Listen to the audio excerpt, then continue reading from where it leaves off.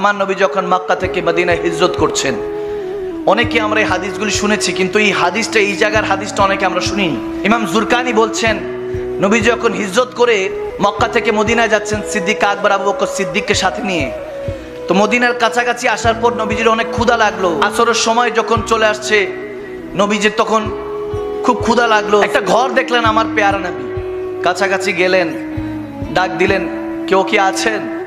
ভিতর থেকে আওয়াজ আসলো, এক খাতুন, একজন মা। বললেন যে আছি, কি প্রয়োজন, কি চাই?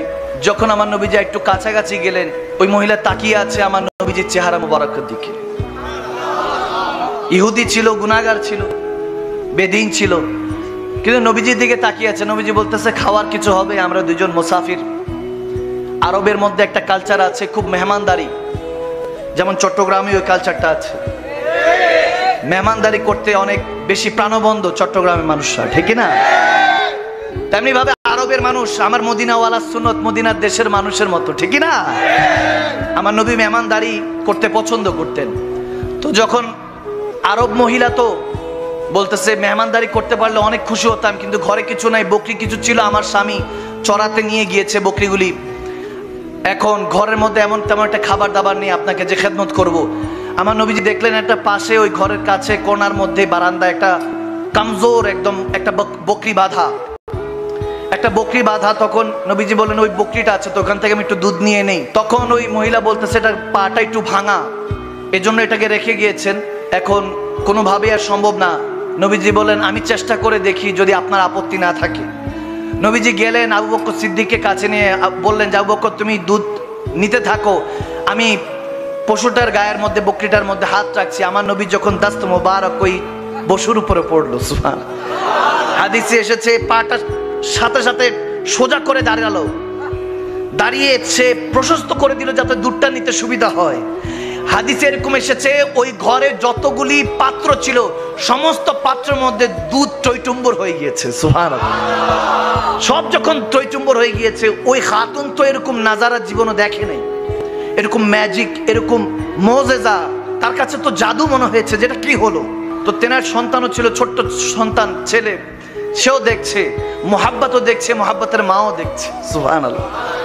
এরপরে যখন আমার নবী দুধটা নিলেন, কিছুটা পান করে, এরপরে বললেন যে ঠিক আছে, আমি রেখে চলে যাচ্ছি।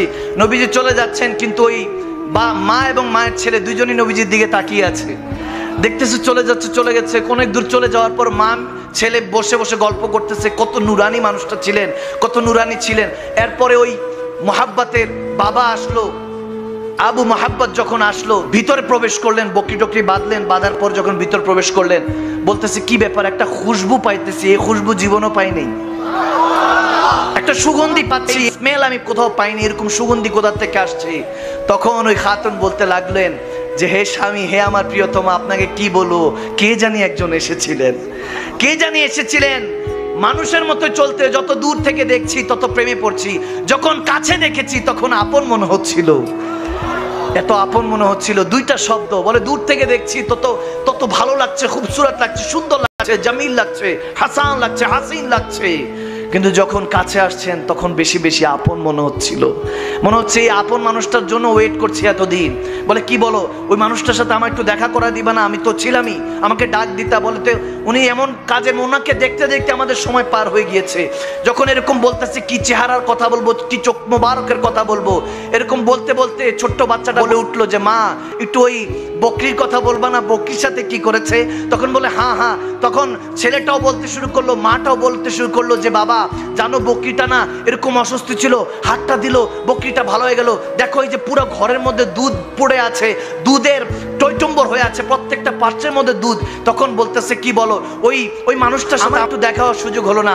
যখন এরকম বলছে, উম্মে মোহাব্বত বলছে, ওনার নামই তো জানা হয় নাই। তখন একটা অবস্থায় তারা নিজেরা মিলে নাম দিতে লাগলেন। হাদিসে এসেছে মোবারক, বলে আমাদের ঘরে একজন মোবারক এসেছিলেন। কে এসেছেন?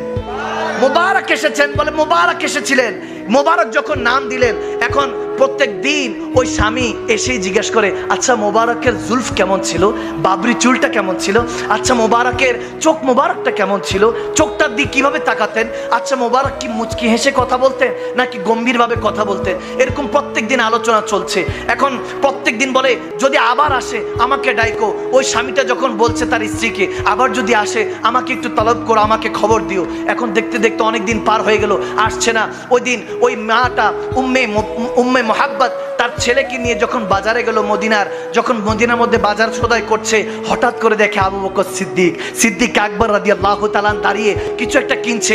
তখন ছেলেটা তার মার আঁচল টান দিয়ে বলে, মা ওই যে ওই দিন মোবারক এসেছিল না, তেনার সাথে যে সঙ্গী ছিল ওনাকে দেখা যাচ্ছে, মনে হয় ওনাকে দেখা যাচ্ছে। দৌড়ায় তারা আসলো, এসে বলতেছে, হে আজনবী, আপনি কি মনে আছে ওই দিন ওই যে বকরির উপর একজন হাত ফিরেছিলেন, দুধের ব্যবস্থা হয়েছে? হযরত আবু বকর সিদ্দিক মুচকি হাসি দিয়ে বলে, হ্যাঁ আমি আপনাকে চিনতে পেরেছি, আপনাদেরকে চিনতে পেরেছি। বাচ্চাটাকে আদর করে দিলেন। বলেন কি চাই? বলে ওই ওনাকে, মোবারক কোথায়, মোবারকের সাথে দেখা করতে চাই। আবু বকর সিদ্দিক একটু স্ট্রেঞ্জ হলেন, অবাক হলেন। বলে মোবারক কে? হু ইজ মোবারক? মোবারকটা কে? আমার নবীর নাম যে তারা বসে বসে মোবারক দিয়ে রেখেছে, প্রিয়তমা দিয়ে রেখেছে, তার তো আর জানা নেই। বলতেছে কোন মোবারক? বলে ওই যে উনি যে এসেছেন ওনার নাম তো আর জানা নেই, ওই যে জেনার চেহারা তো নুরানি। মুচকি হাসি দিয়ে সিদ্দিক আকবর বলতেছে, হ্যাঁ ওনার নাম মুহাম্মদ মুস্তাফা সাল্লাল্লাহু তাআলা আলাইহি সাল্লাম। তিনি ইসলামের পেগম্বর, তিনি আমাদের নেতা, আমাদের পেগম্বর, আমাদের দয়াল নবী, রাহমাতুল আলামিন নবী, আল্লাহর হাবিব। যখন এই কথা বলছে, বলে আমরা যেতে চাই। দৌড়ায় মা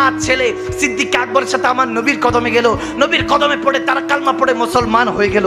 যখন মুসলমান হয়ে ঘরে ফিরছে, এখন বাবা আসলো, ওই স্বামীটা আসলো, এসে বলতেছে, কি গো তোমার চেহারা দেখে এত নুরানি মনে হচ্ছে কেন? মনে হচ্ছে তিনি কি এসেছেন নাকি? তিনি কি এসেছেন? বলে না না, তিনি আসেন নাই, বরং তেনাকে আমরা পেয়ে গিয়েছি, তেনাকে খুঁজে নিয়েছি। তিনি মদিনারই এক গলিতে থাকেন, অলি গলিতে থাকেন, মুস্তাফা নাম, তেনার নাম মুহাম্মদ। বলে কি বলো, আমাদের মোবারকের নাম মুহাম্মদ, নামটাও তো মোবারক, নামটাও তো মোবারক। বলতেছে সেই মোবারক মুহাম্মাদের কাছে যেতে চাই। তখন বলতেছে, হ্যাঁ চলো চলো। ওই স্বামী তার স্ত্রীকে নিয়ে আবার গেলেন, গিয়ে আমার নবীর কাছে গিয়ে অঝরে চোখের পানি ছেড়ে দিলেন। বললেন, ইয়া রাসূলুল্লাহ, ইয়া হাবিবাল্লাহ, আপনি আমাদের ঘরে এসেছিলেন, এরকম কেউ আসে নাই। হাদিস এসেছে ওই বকরি হযরত ওমরের খলিফার মধ্যে খেলাফতের পর্যন্ত ওই বকরি ছিল। যখন দুর্ভিক্ষ একটা সময় পড়েছিল, যখন কোথাও পানি পাওয়া যাচ্ছিল না, হযরত ওমর বলতেছেন ওই বকরি উম্মে ও মুহাব্বতের ঘর থেকে ওই বকরির দুধ মুসলমানদেরকে সাপ্লাই দেওয়া হয়েছে, মুসলমানদের ব্যবস্থা করা হয়েছে পান করার জন্য। ওই অবস্থা হয়েছে। এজন্য এটাই বলতে চাই, আগাজ দিতে চাই, আমরা যদি সেই নবীর উম্মত হতে যাই, সে তো ইহুদি ছিল, কলমা পড়ে তারা মুসলমান হয়েছে, আমরা তো রেডিমেড উম্মত। আমরা যদি নবীর নামে ফিদা হই, আল্লাহ আপনাকে বান্দা থেকে বন্ধু বানাতে দেরি হবে না। মালিক আরশ থেকে ডাক দিয়ে বলবে, ওগো কামলিওয়ালা নবী, আপনি মদিনায় কি করছেন? যান যান, আজকে চট্টগ্রামের সীতাকুণ্ডের মধ্যে একটা মজলিস সাজানো হয়েছে। আজকে যখন তারা মুনাজাত দিয়ে ঘরে যাবে, দুনিয়ার চোখটা বন্ধ করতে দেরি হবে না। আমি রব্বে কারীম তার কিসমতের চোখটা খুলে দিব। জান ইয়া রাসূলুল্লাহ বলে তারা চিৎকার দিয়েছে। আজকে তাদের সাথে দেখা করে তাদের জিনাকে মদিনার আয়না বানিয়ে দেন। সুবহানাল্লাহ।